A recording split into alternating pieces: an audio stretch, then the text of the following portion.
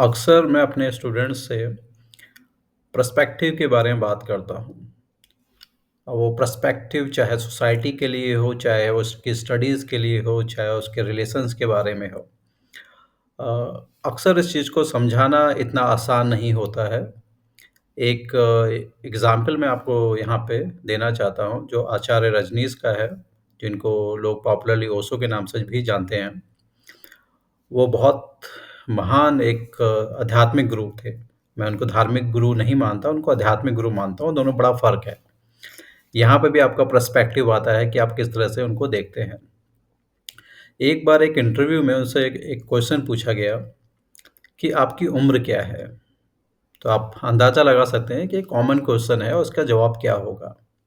एक आम इंसान बोलेगा कि भई मेरी उम्र 20 साल है, 25 साल है, 50 साल है, 100 साल है, जो भी वो सोचता है। पर जब ये उनसे क्वेश्चन पूछा गया, तो जो उनका आंसर है, वो मुझे बड़ा पसंद आया। उन्होंने बोला प्राचीन।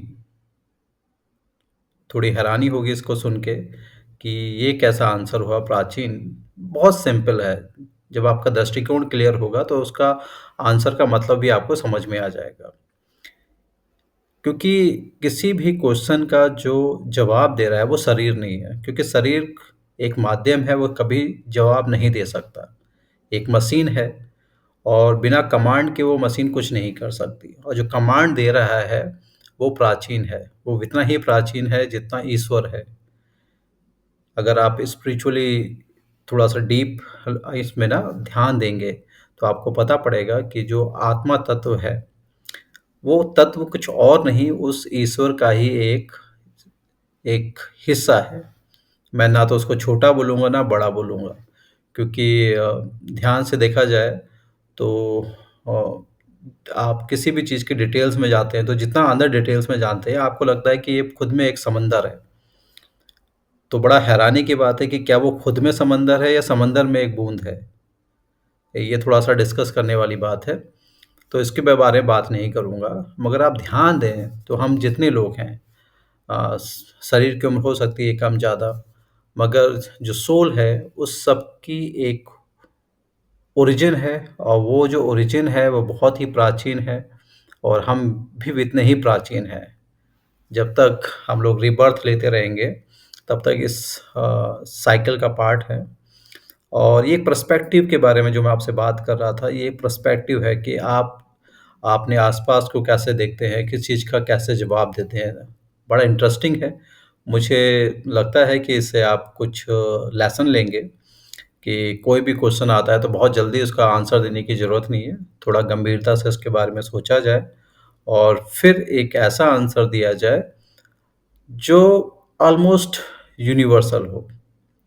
और वो खाली आंसर देने के लिए ना किया गया हो, बल्कि उसका वास्तव में कोई मतलब निकलता हो। तो मेरे लिए तो ये आंसर बहुत इम्पोर्टेंट था, और मैं बड़ा खुश हुआ इस आंसर से। उनकी बहुत सारी बातों से मैं इत्तेफ़ाक रखता हूँ। उसकी सबसे बड़ी वजह है कि उन्होंने जो भी कहा, वो खुश करने के लिए नहीं करा। और मैं इस बात की तारीफ़ करता हूँ, क्योंकि कि वो एक स्ट्रिक्ट टीचर भी थे। उन्होंने ऐसी-ऐसी बातें कही हैं, जो आम इंसान डाइजेस्ट नहीं कर सकता।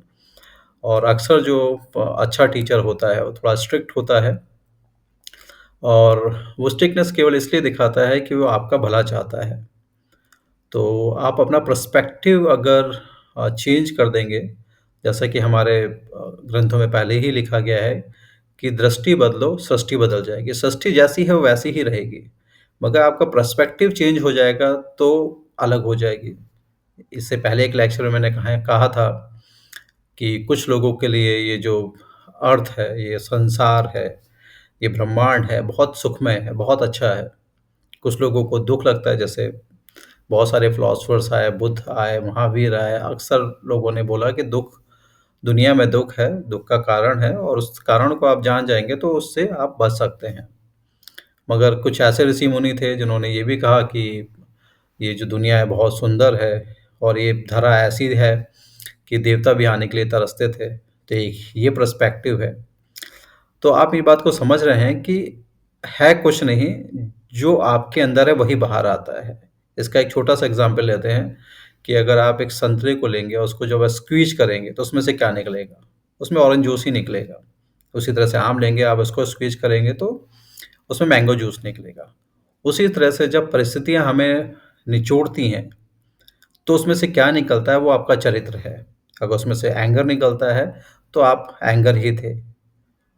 अगर उसमें से करुणा निकलती है, तो आप अंदर से करुणा थे। अगर आपसे प्रेम है आपके अंदर, तो प्रेम ही बाहर निकलेगा। ये पर्सपेक्टिव है, इसको समझने की ज़रूरत है। जिस दिन आप समझ जाएँगे, आपकी ज़िंदगी बदल जाएगी। तो आज के लिए बस इतना ही। Thank you so much.